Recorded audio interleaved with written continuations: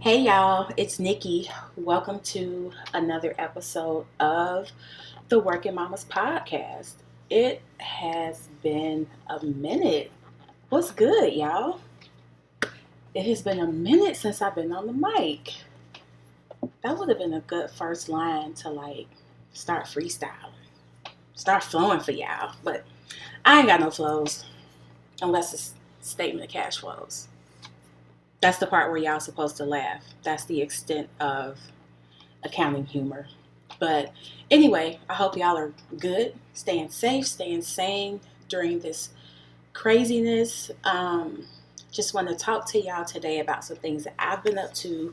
Would love to hear what y'all have been up to and just talk about how this pandemic has shifted things for us, in many cases permanently, and just wanting to talk through some things that I'm seeing and hearing and conversations I'm having with other people about what's the expectation, right?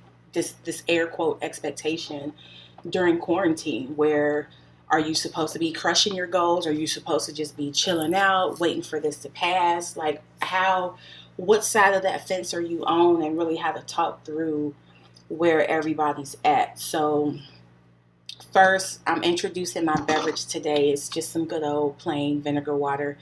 My family, kids and husband, think it's the most disgusting thing ever. I keep a big jug of it in my room next to my bed. Just I drink some before I go to bed. I drink some when I get up in the morning. And those people who just like to take your beverage, don't inquire about what it is, but they just want to quench their thirst with your stuff. My son and my husband have both took a long sip of my vinegar water, and they are running around looking for the closest toilet or the sink. Oh my God, that's nasty. What did you put in there? It's like, look, oldest trick in the book. Don't be drinking something if you don't know what it is. That's all that was. But here with my vinegar water for a number of reasons. I prefer to just dilute my vinegar in water instead of taking the shots, because of the heartburn, because of the enamel, all that other stuff going on. But anyway, let's just see what's been going on with me. And I do want to know what y'all have been up to. So hit me up on social media at Nikki Winston CPA, on Instagram, Twitter, which is where I spend most of my time. And also tag me or use the hashtag WERKin Mommas, WERKIN MOMMAS, if you are listening to this and you are moved to share, or whatever you want to do with your network. Share or talk about something that you heard or something that resonated with you. But anyway, I have been up to some things. I've actually been doing a lot of features and collabs the last couple of months. I recently did some features with some other dope Black female entrepreneurs. I did a Instagram and Facebook live with Shannon Ellis of Shannon Ellis and Associates. She's an amazing realtor here in Atlanta, and we talked about the CARES Act and how it's impacting businesses and households. We also touched on the real estate market and what the buying and selling is looking like in light of COVID. So that was pretty cool. And then the tax deadline was just extended.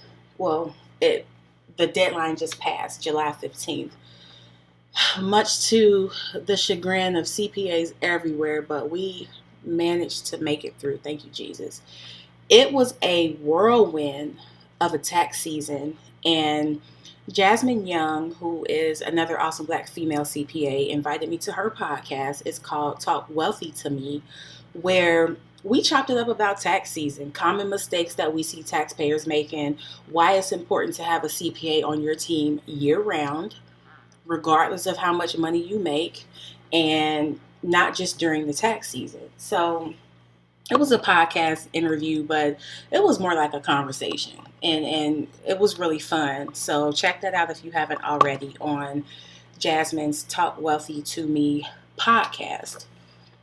So aside from that, I also learned to just sit the fuck down and rest and relax. when I needed to. There's no rush to start a business just because it's a pandemic, and it's totally okay if you have binge watched 3 seasons of your favorite show on Netflix or Hulu or Showtime or whatever. The key is that you're doing these things on your own terms. People are saying it's okay to not be okay, or during the pandemic, there's all these opportunities where you should have acquired a new skill set or mastered a foreign language or launched a business and made $1 million from this business that you started 2 weeks ago. And you should be losing 30 pounds or settle old beefs or create these new relationships. And it's like, stop.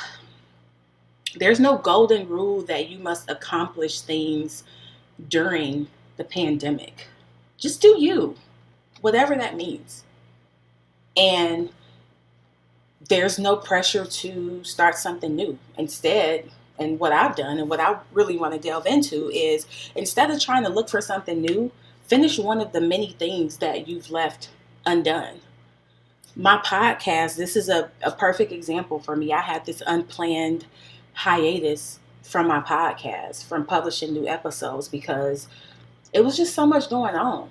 I was still writing show notes because I had things I wanted to talk about, or things that came to mind, or people would ask me questions about their career or about accounting or starting a business. And some episodes are inspired by what people want to know or what people ask me. So I dropped a lot of things during this pandemic. I've said no to some things, and I just took time to feel, to stew, like Iyanla would say, to stew in what's been going on. And I gotta say, I'm happily and humbly saying that there's been a plethora of opportunities that have been presented to me, both through my own efforts, but hugely because of my network and the power that resides there. So don't sleep on your network. It don't matter when the last time was that you talked to somebody. If you got 500 plus connections on LinkedIn and all of these connections in your industry or your network, make sure you leverage those, because you never know what's out there that you may not even know about. But there's still so many questions I'm trying to find answers to. Like, when can I go to the beach again? Like, that is blowing me right now. For weeks, me and my husband have been trying to figure out, like, are we going to fly somewhere? Are we going to just take a road trip? We need to call the hotels and see what the safe stay policies are. How are they taking these extra precautions? What about the protocol for the beach? Going to restaurants, all these different things. And then just thinking about my kids and other kids and how what they've known for their entire short lives has been disrupted. They know to go to school, to come home, do homework, to do their extracurriculars, to go out to eat on Friday and Saturday nights with the family, to celebrate a long week being over, and all these different things that are just totally changing for them. And they haven't yet developed the mental fortitude to deal with these things. So hopefully a lot of our kids are in an environment where they're not being forced to be something other than themselves, where they're not being forced to take on adult-like responsibilities, because it is tough as adults. It's hard enough for us feeling the multiple effects of COVID and how it has really changed our lives. I mean, as a busy working mom, I'm thinking about, how do I coordinate my day so that my meetings don't conflict with my kids' virtual learning time? Or what can I make for dinner that's new or that's healthy, or something that, my house doesn't fall into any bad nutritional habits. When you're in the house most of the time now, and you've done everything you can do, you've played every game you can play, you movied out. I mean, what can be more satisfying at a time like this than a bowl of your favorite ice cream, or a hot and cheesy thin crust old world pepperoni pizza from Marco's? I mean, it slaps every time. Like, Marco's is undefeated on the pizza right now. But I mean, kids are thinking about the snacks and being able to play video games all day and taking advantage of these relaxed rules in the house. I know my kids certainly are. So I just hope that that's all that our kids have to think about, because this is a lot.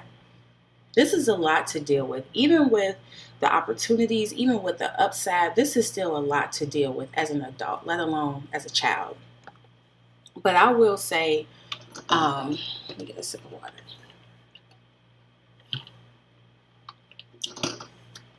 I will say that I found myself really just wanting to sit down and chill out and relax.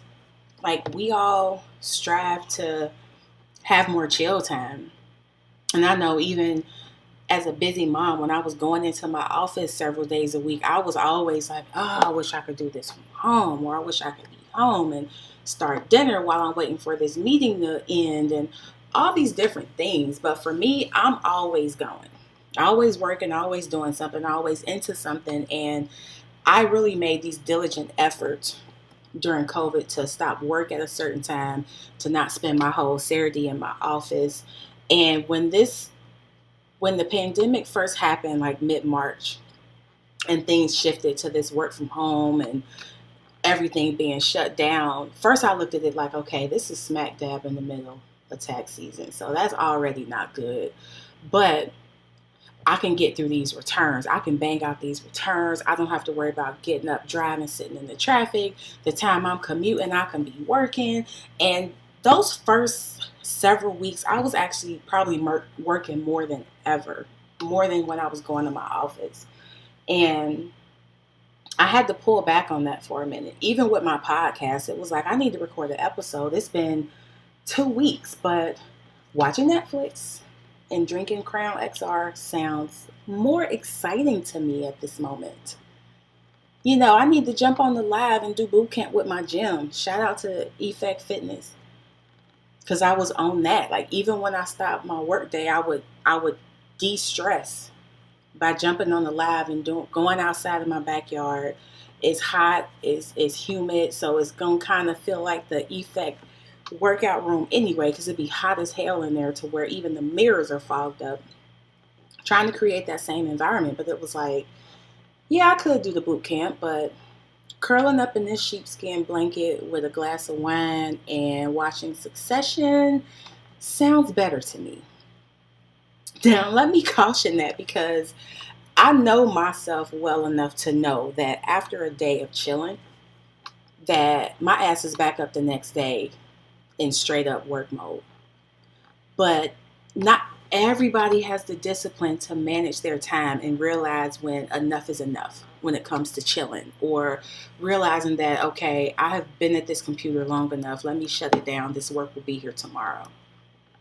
Those do nothing days for me have been crucial, because they've been relaxing, fun, fulfilling, and really reminded me to bask in those teeny tiny moments. The time that my husband and I had a versus battle in the house, and it wasn't like artist for artist, it was just different songs that took us back to places in our lives and for us in our relationship, and just saying, oh, what you know about this? I bet you ain't ready for the dating family. What you remember about Mercedes and the I can tell something, like all these different things that we've done, and having the fun with my kids, and just chilling, just seizing those moments that we often overlook or feel like we don't have the time to do. It feels really good to be able to stop and do that. So again, back to these new things. Instead of looking for the new things to do, just finish some of the undone things on your to-do list. We all have that list of many have-done things, or things that we intend to do or really want to do, but for some reason we're just not doing it. I'm financially if I had an editor, I would edit that out, but I'm not. So what I was trying to say is, I finally finished my bedroom makeover. I'm about to paint 6 months ago, y'all.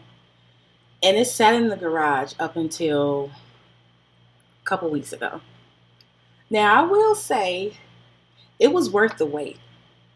And I wish we would have focused on that and made it a priority sooner, because my bedroom has transitioned from like this second TV room that everybody came in with their food. They might have left shoes and toys. It was just like any other chill room. And now that it's been redone, my husband has been calling it the Ritz-Carlton because the paint colors are soothing. Oh my God, my husband put the full court pressure on me. I had 20 minutes to pick curtains, meaning like find some curtains, get them to the house 20 minutes before the contractors left so that they can hang them up. So the painter was nice enough to rehang my curtains, rehang my artwork in my room and in the master bathroom. But I'm sitting here, I had spent several weeks looking online, looking for the right curtains that might have took a couple of weeks to get delivered. I had to make sure the measurements were right with the windows, all this other stuff. And then I ended up having to make this quick decision. Like, let me look at the stores where I can buy these and go pick them up through a drive-through or something. I'm looking at the pictures online, hoping that the picture fully represents what the curtain is going to look like when I have it in my house.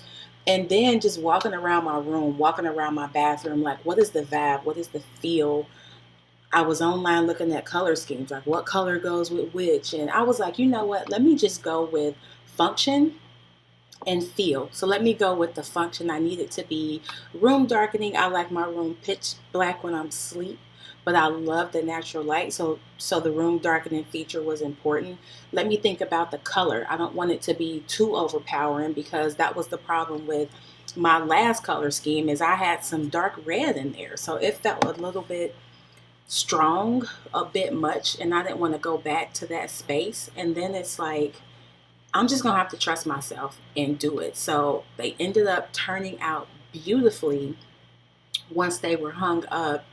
And I mean, I just didn't want to jack my room up making no quick decisions. But sometimes we got to think on our feet, and we just got to go with our gut and say, look, this is the one. It's not perfect, but it will get the job done. And actually, I feel like I couldn't have picked a better selection of curtains, even with all that extra time I spent researching and looking online at all these swanky boutiques trying to find some curtains. So aside from a couple things I still need to get, like a bench for in front of the bed, I'm thinking about getting a beverage cart again for function, and definitely a new rug. Maybe a mirror or some artwork. My room is pretty much done aside from that. My bathroom, I just want to get a tray for the tub and a bath pillow. I have a jacuzzi tub, so we spend a lot of time in there, so it's important to be comfortable and relaxed. But even going back to the beverage tray, I debated a couple times, like, do I need this? Because minimalism has become a thing for me. So I've been decluttering, and I don't want to clutter my room up with too many quote unquote things. But when it comes to function, I'm thinking about how we have our drinks in there. We watch our shows in there. I keep water by my bed, as I just said. Sometimes we eat in our room, and we try to find somewhere to sit the plates until we go downstairs. But that's just one of the many things that's been on my list that was undone. And the change, though, the impact it has had just by finishing my room has been phenomenal. And going back to this clutter thing, so overall, I'm working to make my home less cluttered and more functional, more of a space that I love to be in. I always have, but I'm not a fan of dirty dishes in the sink overnight, of having decorative things that are for decoration only, like the powder room towels and just these vases and just things that are collecting dust, that I was in this space of when I was in my little interior design space for a minute. So trying to choose function over fashionable. And there's still ways to make your house pop, even when you put functionality first. So, I mean, of course, you save money. I was almost appalled when I was looking at the number of things that I had in my home that I bought just to sit and look pretty. So now I'm having to look at things like, when is the last time I used this? If I throw this out, will I miss it? Well, donate. I don't throw out anything. I probably donate 90% of my stuff. And but just asking questions like, what did I even buy this for? And in the spirit of mental health and just overall well-being, getting rid of things that don't matter frees up my mental space. Me personally, it makes things more clear. It soothes my chakras. There's nothing that sends my chakras out of whack more than clutter and mess and unkept things. So I've invested in more plants, which do wonders for vibes. I'm a firm believer in that. I grew up with my mama being the plant mom, and even to this day, you go to her house and you'll find plants around, plants hanging from the ceiling. We had a garden at one time growing up. I had one in my backyard a couple years ago. So there's fresh air and new vibes to enjoy once you declutter your space. So some new things I've done, as I talked about the podcast features and the collabs, I'm working on some new projects that have come about from people saying, hey, I think you'd be great for this, or somebody directly connecting me with an opportunity, making introductory calls and emails on my behalf, or recommending me for something. So I said this earlier, but I will say it again. Do not underestimate the power of your network. Interestingly, these new opportunities are coincidentally related to things on my goals list and things that I've wanted to do, whether it's blatant or indirectly. These new things are positioning me to do things that will help me as I grow my businesses, as I grow as a person. And it's amazing how being in alignment will set you up for greatness. Knowing who you are and where you want to go and standing confidently in that, no matter what anybody else thinks or what somebody else's expectations are for your life. Being aligned, and of course doing the work, because there's no skating around that. But alignment will take you places. And I'm proof of that. I have seen, despite 2020 just having so many downs, so many sad moments, having us 3 months into the year ready to throw the whole year away. Despite all of that, there have been major wins. So let's not forget about those. Like, let me think. No matter how small you think they are, like, what's a win that you've recently celebrated? What is a win that you've recently celebrated? Maybe you lost 2 pounds, not quite the 30 that you want to lose, but you've made progress from 30 to 28. It takes a lot of dedication to lose weight and be consistent in something that it is so easy to fall off the wagon on. And that applies to a lot of things. I'm just using the weight loss as an example. But whatever you did to lose those 2 pounds, keep that same energy and you'll soon find yourself 30 or even 35 pounds down. Because it's a mindset thing, right? Winning is a mindset. You can have $10 to your name and still be winning because you've told yourself that you're winning, because you thrive when your back is against the wall and this is an opportunity for you. Or maybe you're winning because you want to allow yourself to be defeated. You're winning because that $10 is $10 more than a lot of people have. Or because you know that you have the talent and the ability to turn that $10 into $100, then flip that 100 into 1,000 and keep going. Some of the biggest and most successful businesses and brands have been built off of somebody's muscle. Blood, sweat, and skills, like my cousin said the other day. Not everybody gets the $100 million cash infusion from a VC. You don't have to be winning in your current circumstance to call yourself a winner. You can be losing terribly and still have permission to call yourself a winner. deciding that you're going to win doesn't cost much. If anything, the cost is giving up all your feelings about self-doubt, all the feelings that where you lack the confidence to do what you really want to do, what you know you have the talent to do. Because once you set your mind to something, when you get that drive and that fight in you, you don't have the space for negative thoughts. So it's onward and upward. All right, I'm about to get off this soapbox, but a couple updates before I sign off. So I refreshed my website, another half thing done that was on my to-do list.